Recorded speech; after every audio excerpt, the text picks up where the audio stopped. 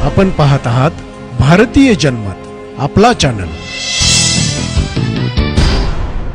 नमस्कार, मी मानसी दामनस्कर. आपण पाहत आहात भारतीय जनमत न्यूज. पाहुयात आजच्या ठळक घडामोडी. नीट यूजीचे सुधारित निकाल जाहीर करण्यात आले आहेत.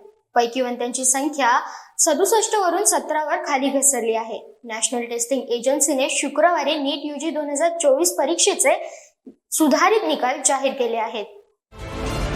नॅशनल टेस्टिंग एजन्सीने शुक्रवारी नीट यूजी 2024 परीक्षेचे सुधारित निकाल जाहीर केल्याची माहिती अधिकाऱ्यांनी दिली.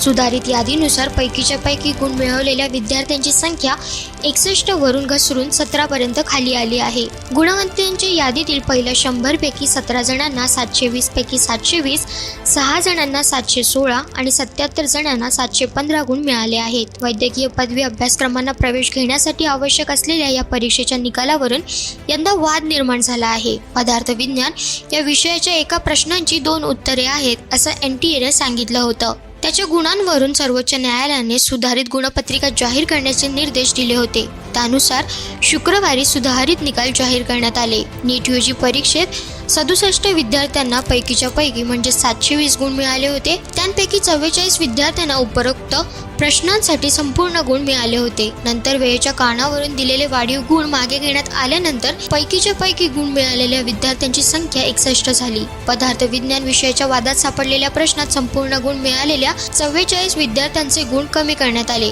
त्यामुळे आता केवळ 17 विद्यार्थ्यांना पैकीच्या पैकी गुण मिळाले आहेत.